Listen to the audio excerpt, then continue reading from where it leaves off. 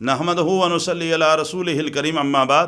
اعوذ باللہ من الشیطان الرجیم من حمزہ و نفخہ و نفثہ۔ یہ اگلا سوال بھی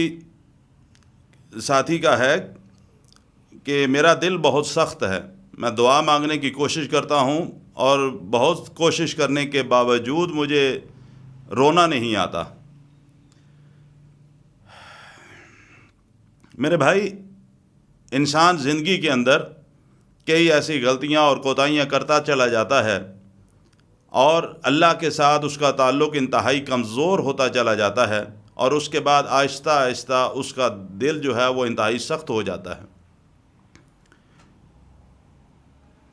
اللہ کے نبی صلی اللہ علیہ وسلم سے ایک صحابی نے کہا کہ یا رسول اللہ صلی اللہ علیہ وسلم،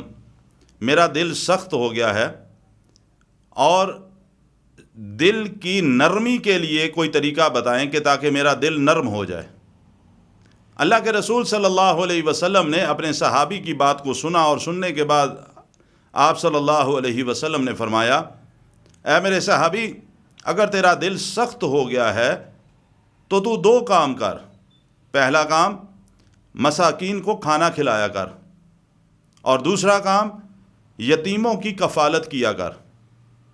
یہ دو کام ایسے ہیں اگر تو کر لے تو اللہ تعالیٰ تیرے دل کو نرم کر دے گا۔ پیارے بھائی، بات یہ ہے کہ اللہ کے رسول صلی اللہ علیہ وسلم کا یہ فرمان جو ابھی میں نے آپ کے سامنے ذکر کیا ہے کہ مساکین کو کھانا کھلائیں اور یتیموں کی کفالت کریں، ہم اپنے دائیں بائیں روزانہ کتنے ایسے معاملات کو دیکھتے ہیں کہ ہم یتیموں کی کفالت تو بہت دور کی بات، ہم مساکین کو بعض اوقات اپنے دروازے پر آئے ہوئے بھی ان کو دھتکار دیتے ہیں اور ان کو کھانا نہیں کھلاتے۔ اور بعض اوقات ایسا بھی دیکھنے میں آیا ہے کہ ایک گھر کے اندر اگر 4 یا 5 بھائیوں کی فیملیز رہ رہی ہوں تو ایک بھائی کے دسترخوان پر ایک وقت میں 1 سے زائد کھانے موجود ہوتے ہیں، لیکن اسی بلڈنگ کے اندر اگر اس کا دوسرا بھائی یا بہن رہ رہی ہے تو شاید اس کے دسترخوان پر کوئی بھی کھانا موجود نہیں ہوتا اور رات کو اس کے بچے جو ہیں وہ بھوکے سوتے ہیں۔ یہ ہماری دین سے دوری اور دل کی سختی ہی کی طرف یہ بات نشاندہی کرتی ہے۔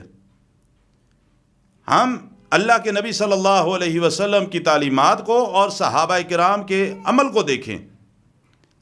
ہمارے گھروں میں تو الحمدللہ ایک وقت میں 1 سے زائد کھانے ہمارے گھروں میں پکتے ہیں، ہمارے دسترخوانوں پر سجے ہوئے ہوتے ہیں۔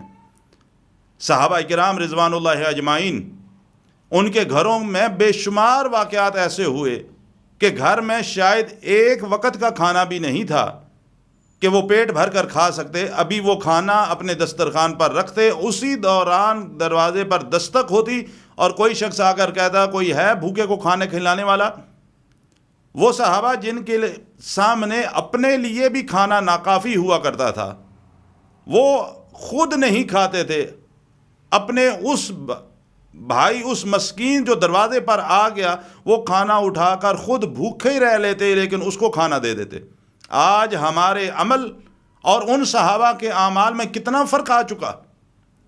کہ ان کے خون کے رشتے نہیں ہوا کرتے تھے لیکن پھر بھی وہ ان کو فوقیت دیتے اپنے اوپر۔ ہمارے خون کے رشتے ہوتے ہیں، ہمارا ہمسایہ بھوکا اور پیاسا سو رہا ہوتا ہے اور ہمارے بچے جو ہیں وہ 1 سے زائد کھانے کھا رہے ہوتے ہیں، ہمارے بہن بھائی بھوکے ہوتے ہیں لیکن ہم 1 سے زائد کھانے کھا رہے ہوتے ہیں۔ میرے بھائی، اسی وجہ سے دل سخت ہو جاتے ہیں، اور ہم سمجھتے ہیں کہ ہم اپنے عزیز و اقارب کو یا ہمارے دروازے پر جو مسکین آیا ہے اس مسکین کو اگر ہم کھلائیں گے تو ہمارا رزق کم ہو جائے گا۔ امام الانبیاء محمد رسول اللہ صلی اللہ علیہ وسلم نے اللہ کی قسم کھائی کہ مجھ محمد کو اللہ کی قسم، میں اللہ کی قسم کھا کر یہ بات کہتا ہوں کہ جو شخص اللہ کے راستے میں خیرات کرتا ہے، صدقہ دیتا ہے، اللہ کبھی اس کے مال کو کم نہیں ہونے دیتا،